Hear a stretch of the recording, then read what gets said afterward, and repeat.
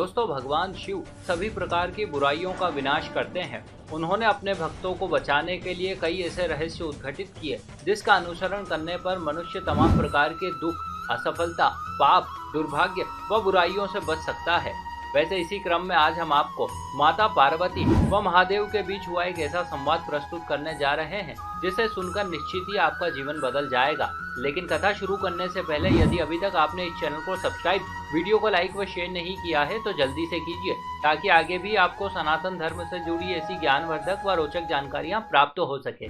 नमस्कार और एक बार फिर स्वागत है आप सभी का आपके अपने वीडियो कलेश यूट्यूब चैनल पर।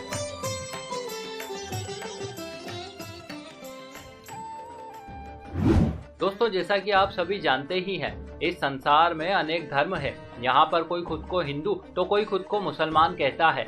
आप चाहे किसी से पूछें, वो खुद के धर्म को श्रेष्ठ बताता है। लेकिन क्या आपके मन में कभी प्रश्न उठा है कि वास्तव में किसी मनुष्य के लिए सबसे बड़ा धर्म क्या है जिसके आधार पर उसे परम की प्राप्ति हो सके, वो संसार के तमाम प्रकार के झंझटों से ऊपर उठकर मोक्ष को प्राप्त कर सके?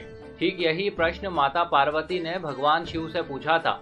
उन्होंने कहा, भगवान कृपा करके आप मुझे बताइए कि मनुष्य का सबसे बड़ा धर्म क्या है। सांसारिक मनुष्य को कौन से धर्म का पालन करना चाहिए? भगवान ने कहा, नास्ति सत्यात् परो नानृतात् पातंक परम, अर्थात मनुष्य के लिए सबसे बड़ा धर्म है सत्य बोलना, सत्य का साथ देना व किसी भी हाल में सत्य के मार्ग पर चलना। और दोस्तों, शिव जी की कही ये बात काफी हद तक सही भी है। शास्त्रों में सत्य को ही ईश्वर व ईश्वर को ही सत्य बताया है। जो व्यक्ति सत्यवादी होता है अंततः उसे परम पद की प्राप्ति होती है। वो कहते हैं ना कि सत्य परेशान हो सकता है किंतु पराजित नहीं। लेकिन दोस्तों, वे लोग जो मिथ्याभाषी हैं, असत्य के मार्ग पर चलते हैं, वे चाहे किसी भी धर्म के हो, कभी उन्हें ईश्वर की प्राप्ति नहीं होती है। चलिए अब बात करते हैं अगले रहस्य की। दोस्तों, गीता में भगवान कृष्ण ने कर्म के संदर्भ में अनेक रहस्य उद्घटित किए। वे कहते हैं, संसार का कोई भी मनुष्य बिना कर्म किए एक क्षण भी नहीं रह सकता और इन्हीं कर्मों के आधार पर मनुष्य अपने जीवन में सुख अथवा दुख भोगता है। संभवतः इसी वजह से कर्म की महत्ता और भी अधिक बढ़ जाती है।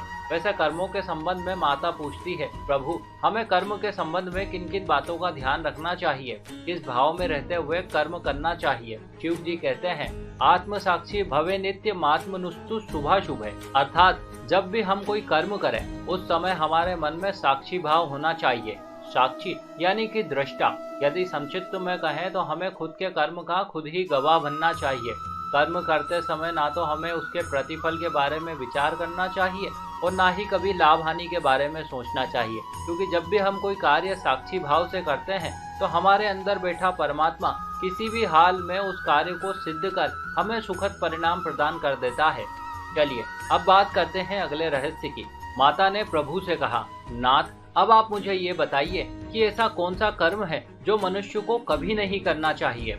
शिव जी ने कहा, मनसा कर्मणा वाचा नाचा कार्ड क्षेत्र पातकम, अर्थात किसी भी मनुष्य को मन, वाणी और कर्म से पाप करने की इच्छा नहीं करनी चाहिए। कहने का अर्थ ये है दोस्तों कि पाप और पुण्य क्या है ये तो हम सभी को पता है, लेकिन ये पाप कब हमारे मन में जन्म लेकर हमसे दुष्कृत्य करवाता है हमें पता ही नहीं चलता है। और यही बात भगवान शिव उपरोक्त श्लोक के माध्यम से बता रहे हैं। वे कहते हैं, पाप का भाव सबसे पहले मनुष्य के मन में आता है, किंतु फिर भी बहुत से लोग उसे मन में पोषित होने देते हैं। वे मन ही मन दूसरों के अहित की कामना करते हैं, जिससे कि एक न एक दिन वो पाप मूर्त रूप में सबके सामने आ जाता है। ठीक इसी प्रकार से वाणी भी होती है। कई बार हम बोलते समय इस बात का ध्यान नहीं रखते हैं कि सुनने वाले पर इसका क्या प्रभाव होगा। कहीं इससे किसी प्रकार के पाप का जन्म तो नहीं हो रहा, अन्यथा एक दिन वो पाप हमारे सामने आ ही जाता है। ठीक इसी प्रकार से कर्म भी होते हैं। जब भी हम कोई कार्य करते हैं तो इन्हीं कार्यों के आधार पर पाप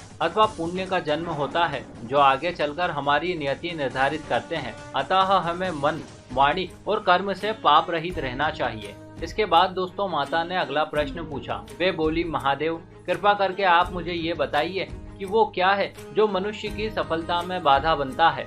उन्होंने कहा, दोषदर्शी भवेत्तता यत्र स्नेह प्रवर्तते अनिष्टे नान्वितम पश्चेद यत्रम क्षिप्रम विराजियते। अर्थात मनुष्य का मन हमेशा अनुकूल की चाह में रहता है और जैसे ही उसे कुछ अनुकूल परिस्थिति मिलती है वो उस पर आसक्त हो जाता है, वो उससे अपना मन लगा लेता है। वैसे ये अनुकूल परिस्थिति या प्रीति किसी भी रूप में हो सकती है। ये कोई व्यक्ति हो सकता है जिस पर आप मोहित हो गए हो, या फिर कोई वस्तु जैसे मकान या कोई स्थान भी हो सकता है। बस इसी लगाव को भगवान शिव मोह, बाधा अथवा जाल कह रहे हैं। वे कहते हैं इस मोह से छूट पाना संभव नहीं, लेकिन जब ये मोह हमारी सफलता या विकास में बाधा बन जाए तो शीघ्र अतिशीघ्र हमें उस व्यक्ति, वस्तु या उस परिस्थिति में दोष या बुराई ढूंढकर इस मोह के जाल को तोड़ देना चाहिए, ताकि सही अर्थों में हम सफलता को प्राप्त कर सकें। तदनंतर माता ने आगे कहा, स्वामी आप मुझे ये बताइए कि कोई मनुष्य ऐसा क्या करे जिससे कि उसे कभी दुख का सामना न करना पड़े। शिवजी बोले, नास्ति तृष्णा समम दुखम नास्ति त्याग सम सुखम। अर्थात मनुष्य की तृष्णा यानी कि इच्छाओं से बड़ा कोई और दुख नहीं, व इन्हें छोड़ देने से बड़ा कोई और सुख नहीं। कहने का अर्थ यह है दोस्तों कि हम मनुष्यों के दुखों का मुख्य कारण हमारी अनंत इच्छाएं हैं। ये इच्छाएं हमें सदा ही असंतुष्ट व दुखी करती है।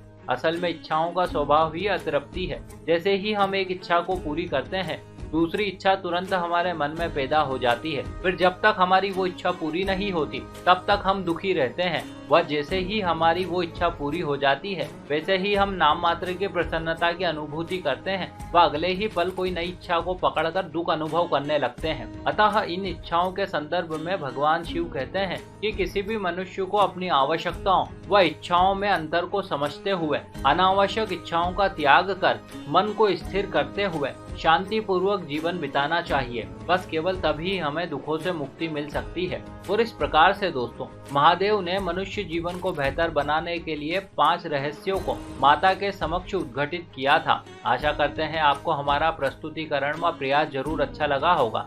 आपने हमें इतने प्रेम से सुना, इस सब के लिए आपका बहुत बहुत आभार।